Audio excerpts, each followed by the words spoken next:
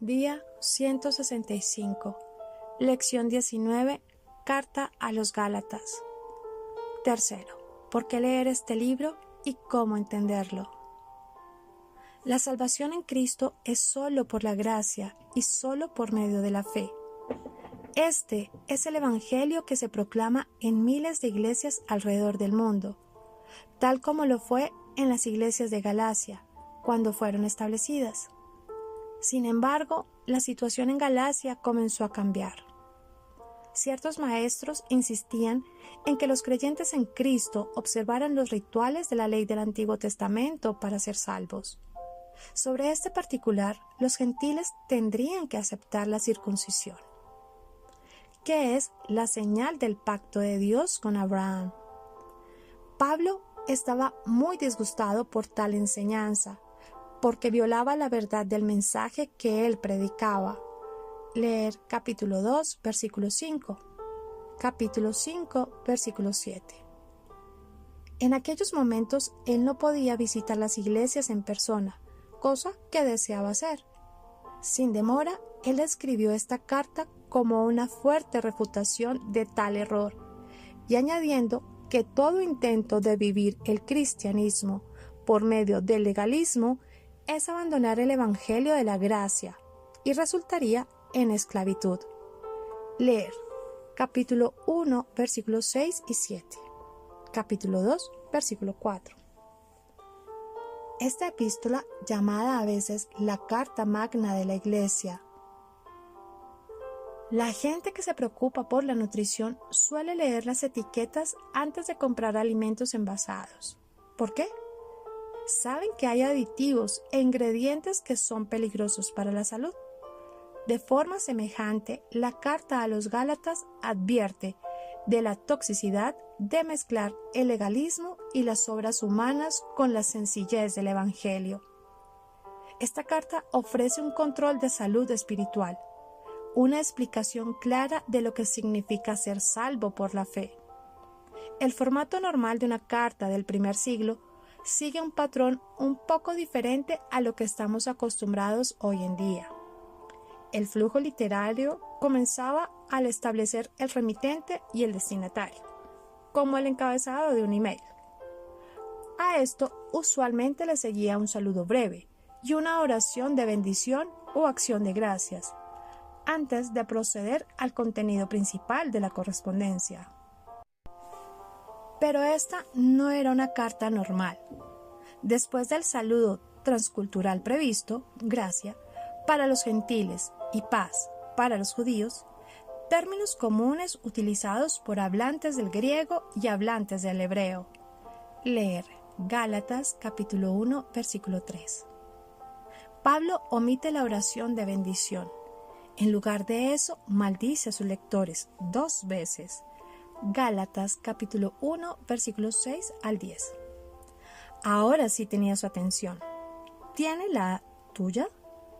A Pablo no le importaron las convenciones literarias. Él quería rescatar a sus amados Gálatas del peligro de seguir un falso evangelio. Pablo procede con un dramático y apasionado relato de su propio encuentro con Cristo.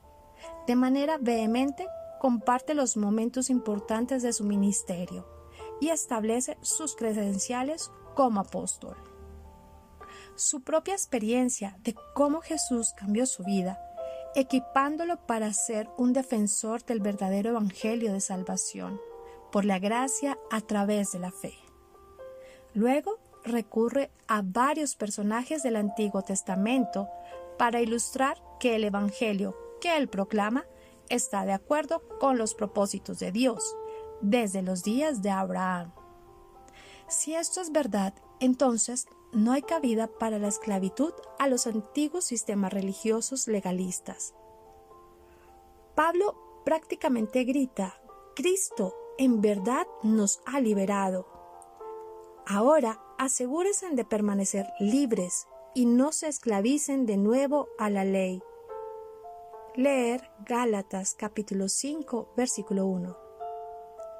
Después pasa a explicar las implicaciones prácticas del Evangelio sobre una vida rescatada por la gracia y vivida bajo el control del Espíritu Santo.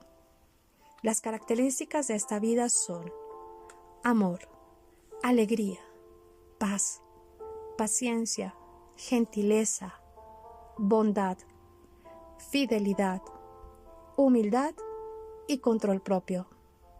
Leer en Gálatas capítulo 5, versículos 22 y 23. Gálatas nos lleva a los fundamentos, que es el Evangelio, cómo se recibe y cómo puede aplicarse a la vida cotidiana.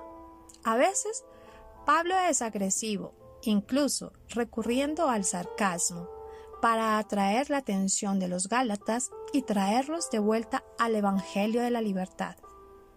Que la pasión de Pablo te haga reflexionar en la impactante noticia de cuán libres somos en Cristo.